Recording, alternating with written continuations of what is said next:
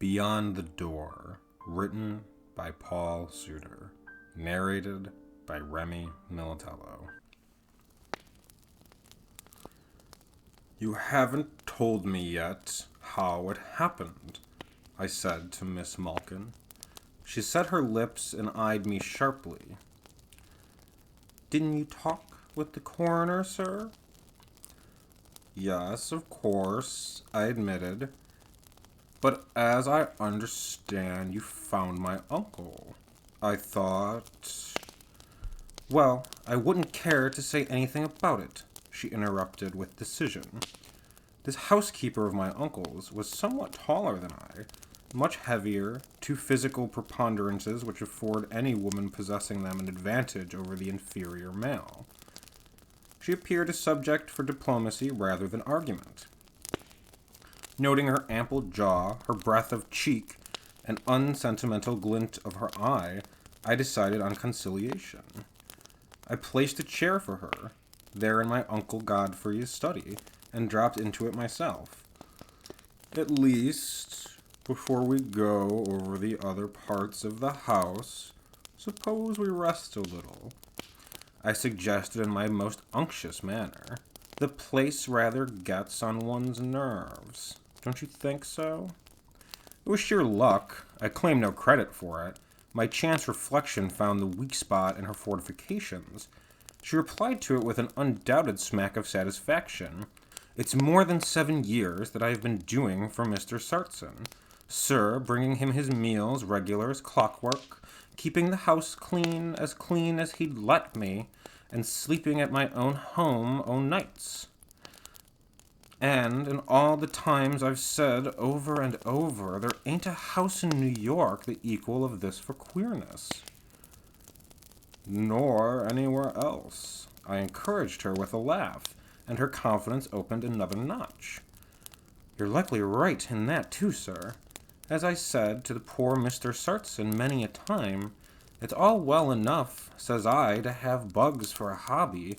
You can afford it, and being a bachelor and by yourself, you don't have to consider other people's likes and dislikes. And it's all well enough, if you want to, says I, to keep thousands and thousands of them in the cabinets, all over the place, the way you do. But when it comes to pinning them on the walls in regular armies, I says, and on the ceiling of your own study, and even on different parts of the furniture, so that a body don't know what awful thing she's a-going to find under her hand of a sudden when she's doing the dusting, why then, I says to him, it's driving a decent woman too far. And did he never try to reform his ways when you told him that? I asked, smiling. To be frank with you, Mr. Robinson, when I talked like that to him, he generally raised my pay. And what was a body to do then? I can see how Lucy Lawton stood the place as long as she did, I observed, watching Miss Malkin's red face very closely. She swallowed the bait and leaned forward, hands on knees. Poor girl, it's got on her nerves, but she was the quiet kind. You never saw her, sir? I shook my head. One of them slim, faded girls with light hair and hardly a word to say for herself. I don't believe she got to know the next-door neighbor in the whole year she lived with your uncle. She was an orphan, wasn't she, sir? Yes, I said.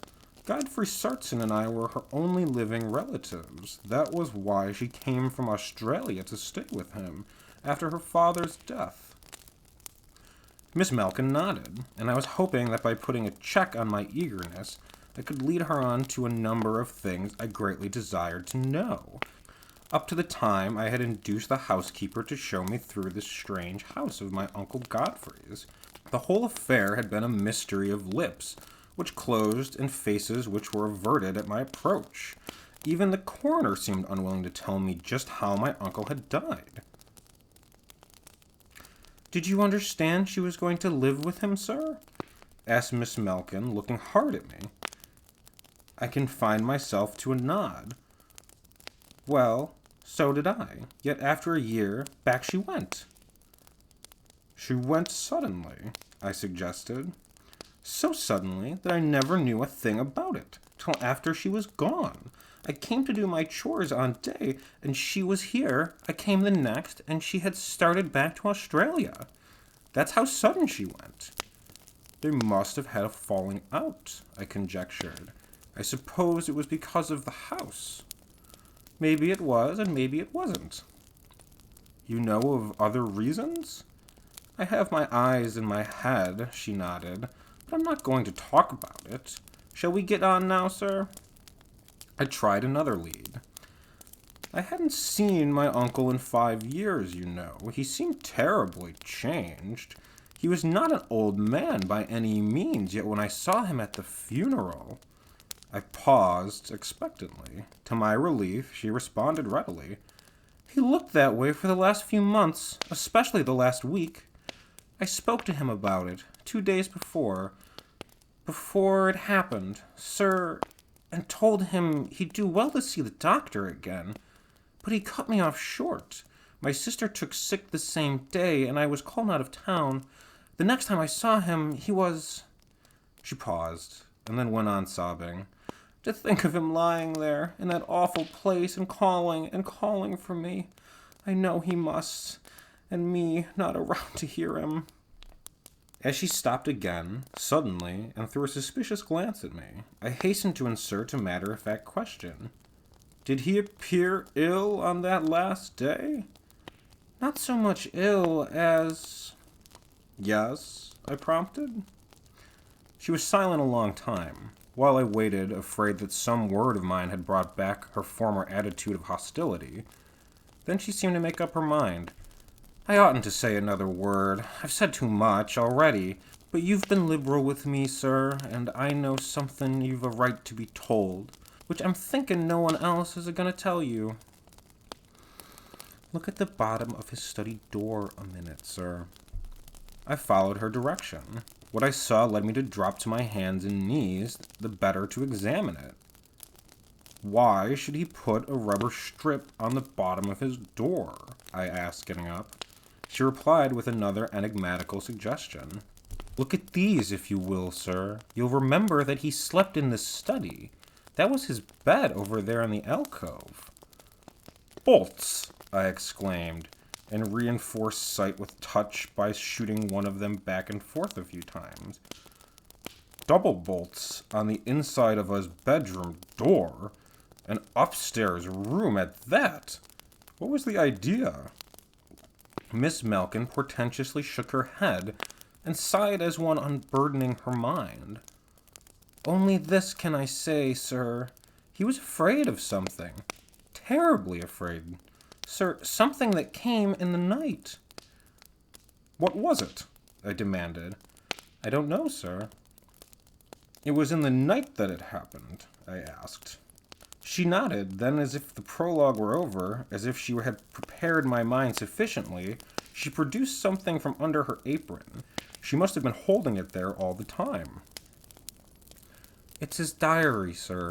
It was lying here on the floor. I saved it for you before the police could get their hands on it. I opened the little book. One of the sheets near the back was crumpled, and I glanced at it idly. What I read there impelled me to slap the cover shut again. Did you read this? I demanded. She met my gaze frankly. I looked into it, sir, just as you did. Only just looked into it. Only just looked into it. Not for worlds would I do even that again. I noticed some reference here to a slab in the cellar. What slab is that? It covers an old dried-up well, sir. Will you show it to me? You can find it for yourself, sir, if you wish. I'm not going down there, she said decidedly. Ah, well, I've seen enough for today, I told her. I'll take the diary back to my hotel and read it. I did not return to my hotel. However, in one brief glance into the little book, I had seen something which had bitten into my soul. Only a few words, but they had brought me very near to that queer, solitary man who had been my uncle. I dismissed Miss Malkin and remained in the study. There was the fitting place to read the diary he had left behind him. His personality lingered like a vapor in the study. I settled into the deep Morris chair and turned it to catch the light from the single narrow window, the light, doubtless, by which he had written much of his work on entomology. That same struggling illumination played shadowy tricks with hosts of wall-crucified insects, which seemed engaged in a united effort to crawl upward in sinuous lines. Some of their number, impelled to the ceiling itself, peered quaveringly down on the aspiring multitude, the whole house with its crisp, dead rustling. And any vagrant breeze brought back to my mind the hand that had pinned them, one by one, on wall and ceiling and furniture. A kindly hand, I reflected, though eccentric, one not to be turned aside from its single hobby. When quiet, peering Uncle Godfrey went, there passed out another of those scientific enthusiasts, whose passion for exact truth in some one direction has extended the bounds of human knowledge.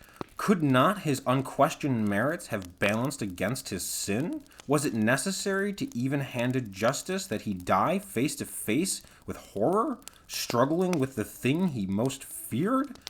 I pondered the question still. Though his body, strangely bruised, has been long at rest. The entries in the little book began with the 15th of June. Everything before that date had been torn out. There, in the room where it had been written, I read my Uncle Godfrey's diary. It is done. I am trembling so that the words will hardly form under my pen, but my mind is collected. My course was for the best. Suppose I had married her.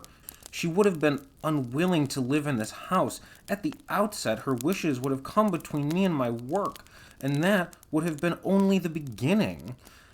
As a married man, I could not have concentrated properly. I could not have surrounded myself with the atmosphere indispensable to the writing of my book. My scientific message would never have been delivered. As it is, though my heart is sore, I shall stifle these memories and work. I wish I had been more gentle with her, especially when she sank to her knees before me. Tonight she kissed my hand. I should not have repulsed her so roughly. In particular, my words could have been better chosen. I said to her bitterly, "Get up, and don't nuzzle my hand like a dog." She rose without a word and left me. How was I to know that within an hour? I am largely to blame, yet had I taken any other course afterward than the one I did, the authorities would have misunderstood. Again, there followed a space from which the sheets had been torn, but from the 16th of July all the pages were intact. Again, there followed a space from where the sheets had been torn, but from the 16th of July all the pages were intake. Something had come over the writing, too. It was still precise and clear, my Uncle Godfrey's characteristic hand, but the letters were less firm. As the entries approached the end, this difference became still more marked. Here follows, then, the whole of his story, or as much of it as will ever be known. I shall let his words speak for him without further interruption. My nerves are becoming more seriously affected. If certain annoyances do not shortly cease, I shall be obliged to procure medical advice. To be more specific, I find myself at times obsessed by an almost uncontrollable desire to descend to the cellar and lift the slab over the old well. I never have yielded to the impulse, but it has persisted for minutes together with such intensity that I have had to put work aside and literally hold myself down in my chair. This insane desire comes only in the dead of night, when its disquieting effect is heightened by the various noises peculiar to the house. For instance, there often is a draught of air along the hallways, which causes a rustling among the specimens impaled on the walls. Lately, too, there have been other nocturnal sounds, strongly suggestive of the busy clamor of rats and ice. This calls for investigation. I have again at considerable expense to make the house proof against rodents, which might destroy some of my best specimens. If some structural defect has opened a way for them, the situation must be corrected at once. July 17th, the foundations and cellar were examined today by a workman. He states positively that there is no place of ingress for the rodents. He contented himself with looking at the slab over the old well without lifting it. July 19th, while I was sitting in this chair late last night writing, the impulse to descend to the cellar suddenly came upon me with tremendous insistence. I yielded, which perhaps was as well, for at least I satisfied myself with the disquiet which possessed me has no external cause. For at least I satisfied myself that the disquiet which possesses me has no external cause. The long journey through the hallway was difficult. Several times I was keenly aware of the same sounds, perhaps I should say the same impressions of sounds, that I had erroneously aided to rats. I am convinced now that there are mere symptoms of my nervous condition. Further indications of this came in the fact that as I opened the cellar door, the small noises abruptly ceased. There was no final scamper of tiny footfalls to suggest rats disturbed at their occupations. Indeed, I was conscious of a certain impression of expectant silence, as if the thing behind the noises, whatever it was, had paused to watch me enter its domain. Throughout my time in the cellar, I seemed surrounded by the same atmosphere. Sheer nerves, of course. In the main, I held myself well under control. As I was about to leave the cellar, however, I unguardedly glanced back over my shoulder at the stone slab covering the old well.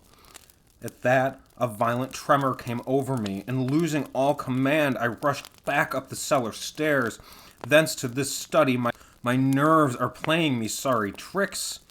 July 30th. For more than a week, all has been well. The tone of my nerves seemed distinctly better. Miss Melkin, who has remarked several times lately upon my paleness, expressed the conviction this afternoon that I am nearly my old self again. This is encouraging. I was beginning to fear that the severe strain of the past few months had left an indelible mark upon me. With continued health, I shall be able to finish my book by spring. July 31st. Miss Melkin remained rather late tonight in connection with some housework, and it was quite dark when I returned to my study from bolting the street door after her. The blackness of the upper hall, which the former owner of the house inexplicably failed to wire for electricity, was profound. As I came to the top of the second flight of stairs, something clutched at my foot, and, for an instant, almost pulled me back. I freed myself and ran to the study. August 3rd. Again, the awful insistence. I sit here with this diary upon my knee, and it seems that fingers of iron are tearing at me. I will not go. My nerves may be utterly unstrung again. I fear they are, but I am still their master. August 4th. I did not yield last night. After a bitter struggle, which must have lasted nearly an hour, the desire to go to the cellar suddenly departed. I must not give in at any time. August 5th. Tonight the rat noises, I shall call them that for want of a more appropriate term, are very noticeable. I went to the length of unbolting my door and stepping into the hallway to listen. After a few minutes, I seemed to be aware of something large and gray watching me from the darkness at the end of the passage. This is a bizarre statement, of course, but it exactly describes my impression. I withdrew hastily into the study and bolted the door. Now that my nervous condition is so palpable, affecting the optic nerve, I must not much longer delay seeing a specialist. But how shall I tell him? August 8th. Several times tonight, while sitting here at my work, I have seemed to hear soft footsteps in the passage. Nerves, again, of course, or else some new trick of the wind among the specimens on the walls. August 9th. By my watch, it is 4 o'clock in the morning. My mind is made up to record the experience I have passed through. Calmness may come that way. Feeling rather fatigued last night from the strain of a weary day of research, I returned early. My sleep was more refreshing than usual, as it is likely to be when one is genuinely tired. I awakened, however, it must have been about an hour ago, with the start of tremendous violence. There was moonlight in the room. My nerves were on edge, but for a moment I saw nothing unusual. Then, glancing toward the door, I perceived what appeared to be thin, white fingers thrust under it, exactly as if someone outside the door were trying to attract my attention in that manner. I rose and turned on the light, but the fingers were gone. Needless to say, I did not open the door. I write the occurrence down just as it took place, as it seemed, but I cannot trust myself to comment upon it. August 10th. Have fastened heavy rubber strips on the bottom of my bedroom door. August 15th. All quiet for several nights. I'm hoping that the rubber strips, being something definite and tangible, had a salutary effect upon my nerves. Perhaps I shall not need to see a doctor. August 17th. Once more I have been aroused from sleep. The interruptions seem to come always at the same hour, about 3 o'clock in the morning. I had been dreaming of the well in the cellar, the same dream over and over. Everything black except the slab, and a figure with bowed head and averted face sitting there. Also, I had vague dreams about a dog. Can it be that my last words to her have impressed that on my mind? I must pull myself together. In particular, I must not under any pressure yield and visit the cellar after nightfall. August 18th. I am feeling much more hopeful. Miss Melkin remarked on it while serving dinner. This improvement is due largely to a consultation I have had with Dr. Sartwell, the distinguished specialist in nervous diseases. I went into full details with him, accepting certain reservations. He scouted the idea that my experiences could be other than purely mental. When he recommended a change of scene, which I had been expecting, I told him positively that it was out of the question. He said then that with the aid of a tonic and an occasional sleeping draught, I am likely to progress well enough at home. This is distinctly encouraging. I erred in not going to him at the start. Without doubt, most, if not all, of my hallucinations could have been averted. I have been suffering a needless penalty from my nerves for an action I took solely in the interests of science. I have no disposition to tolerate it further. From today, I shall report regularly to Dr. Sartwell. August 19th. Used the sleeping draught last night with gratifying results. The doctor says I must repeat the dose for several nights until my nerves are well under control again. August 21st. All well. It seems that I have found the way out, a very simple and prosaic way. I might have avoided much needless annoyance by seeking expert advice at the beginning. Before retiring last night, I unbolted my study door and took a turn up and down the passage. I felt no trepidation. The place was as it used to be before these fancies assailed me. A visit to the cellar after nightfall will be the test for my complete recovery, but I'm not quite ready for that. Patience! August 22nd. I have just read yesterday's entry, thinking to steady myself. It is cheerful, almost gay, and there are other entries like it in preceding pages. I am a mouse in the grip of a cat. Let me have freedom for ever so short a tie, and I begin to rejoice at my escape. Then the paw descends again. It is 4 a.m, the usual hour. I returned rather late last night after administering the draught. Instead of the dreamless sleep which heretofore has followed, the use of the drug, the slumber into which I fell, was punctuated by recurrent visions of the slab, with the bowed figure upon it. Also, I had one poignant dream in which the dog was involved. At length, I awakened and reached mechanically for the light switch beside my bed. When my hand encountered nothing, I suddenly realized the truth. I was standing in my study with my other hand upon the doorknob. It required only a moment, of course, to find the light and switch it on. I saw then that the bolt had been drawn back. The door was quite unlocked. My awakening must have interrupted me in the very act of opening it. I could hear something moving restlessly in the passage outside the door. August 23rd. I must beware of sleeping at night. Without confiding the fact to Dr. Sartwell, I have begun to take the drug in the daytime. At first, Miss Malkin's views on the subject were pronounced, but my explanation of doctor's orders has silenced her. I am awake for breakfast and supper and sleep in the hours between. She is leaving me each evening a cold lunch to be eaten at midnight. August 26th. Several times I have caught myself nodding in my chair.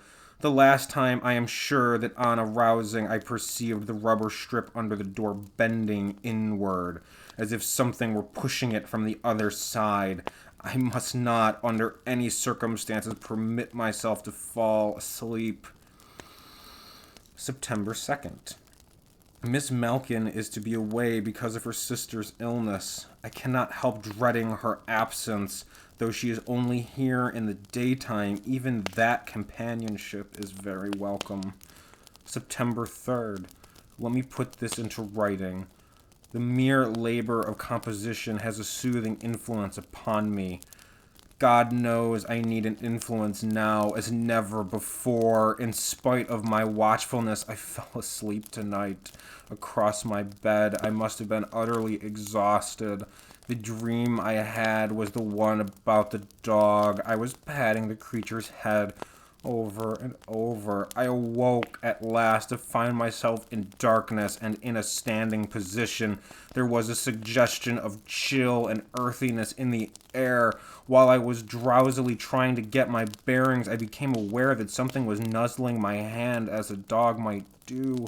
Still saturated with my dream, I was not greatly astonished.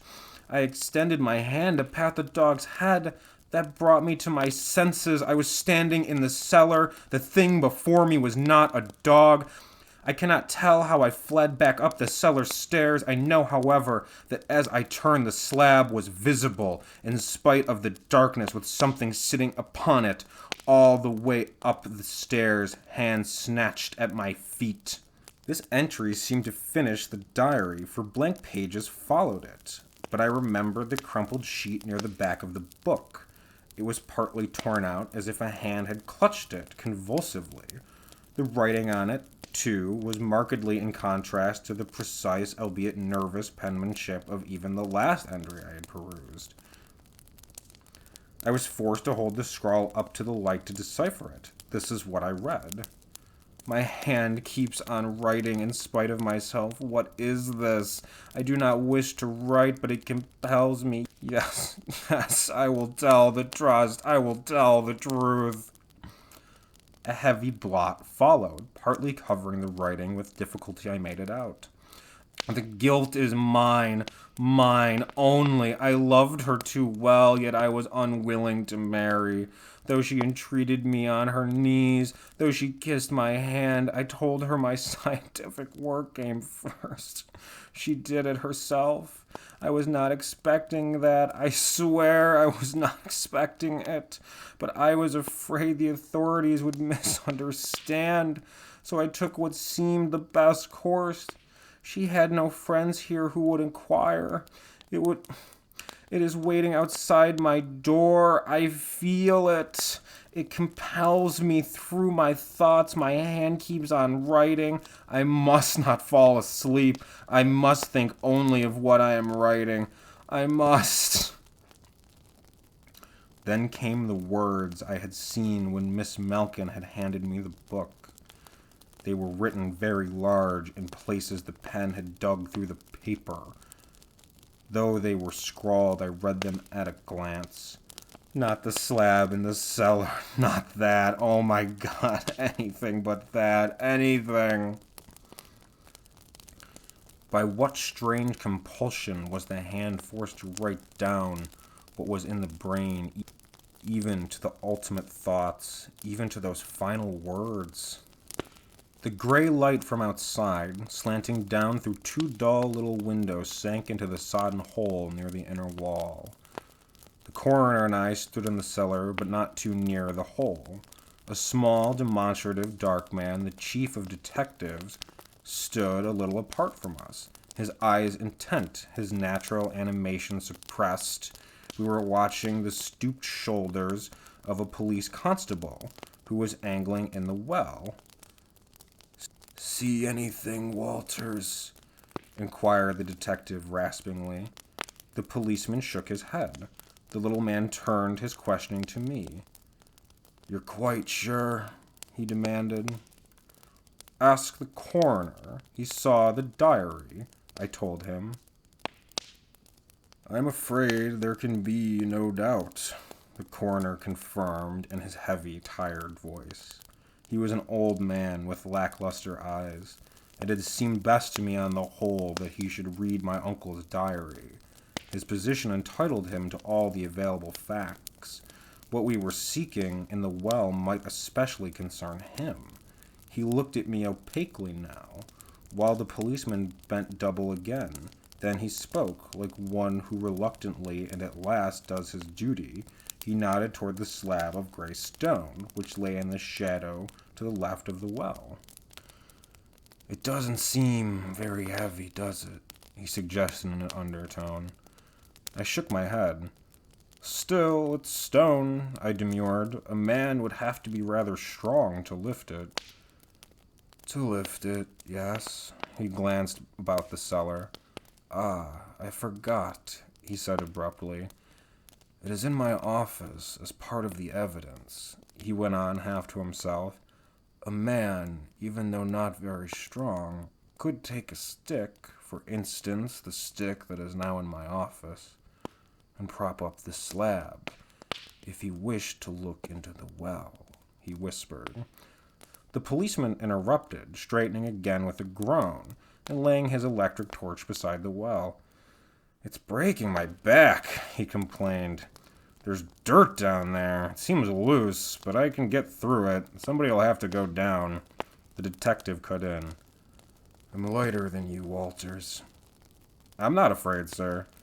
"I didn't say you were," the little man snapped. "There's nothing down there anyway, though we have to prove that, I suppose." He glanced truculently at me, but went on talking to the constable.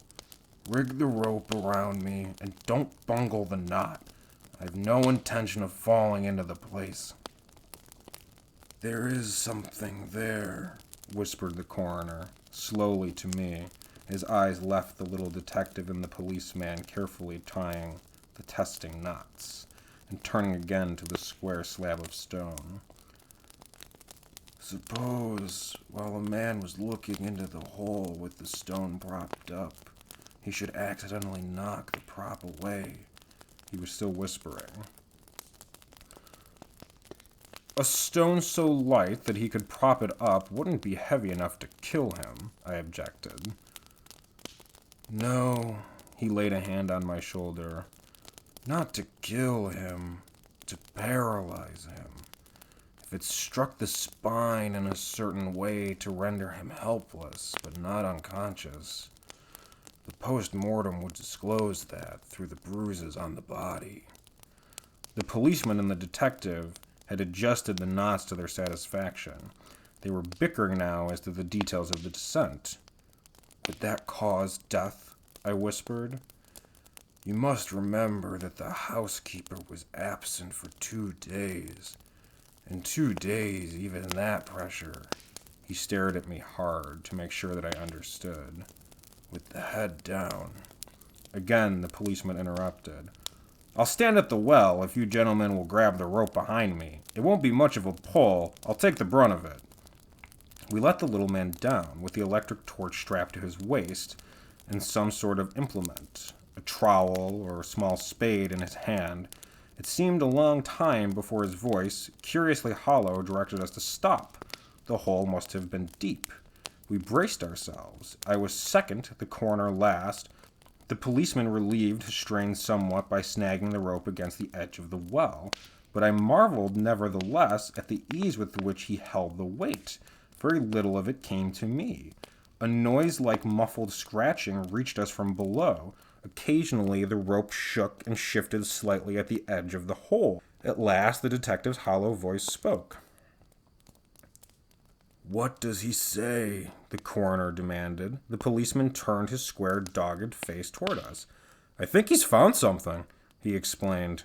The rope jerked and shifted. Some sort of struggling seemed to be going on below. The weight suddenly increased, and as suddenly lessened, as if something had been grasped, then had managed to elude the grasp and slip away. I could catch the detective's rapid breathing now, also the sound of inarticulate speech in his hollow voice. The next words I caught came more clearly. They were a command to pull up. At the same moment, the weight on the rope grew heavier, and it remained so. The policeman's big shoulders began straining rhythmically. "All together," he directed. "Take it easy. Pull when I do." Slowly, the rope passed through our hands. With each fresh grip we took, a small section of it dropped to the floor behind us. I began to feel the strain. I could tell from the coroner's labored breathing that he felt it more, being an old man. The policeman, however, seemed untiring. The rope tightened suddenly, and there was an ejaculation from below.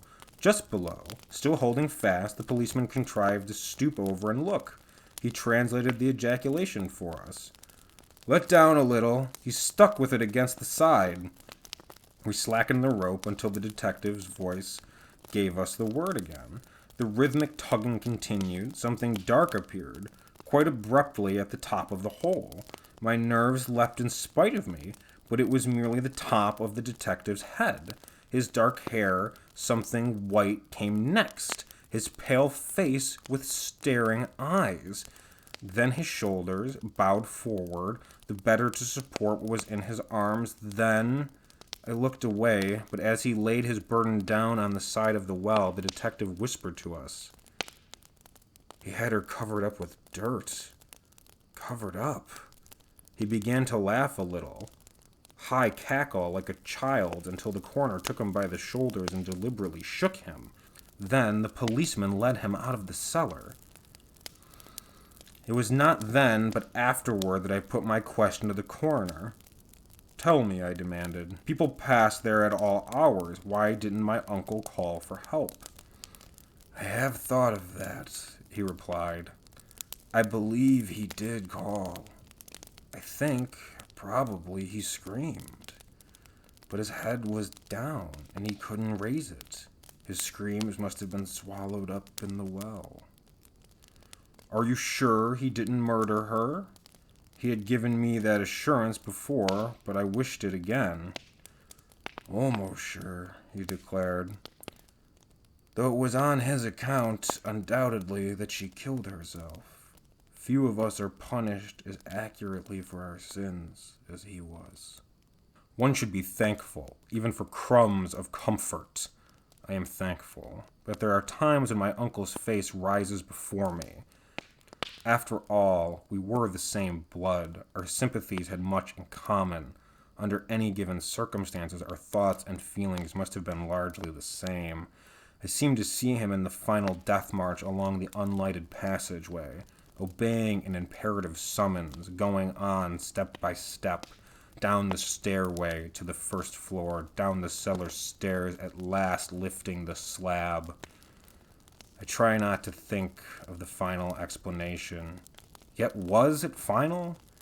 I wonder, did the last door of all, when it opened, find him willing to pass through? Or was something waiting beyond that door? The end. Thank you for listening. I hope you join me next time. Stay safe and stay spooky.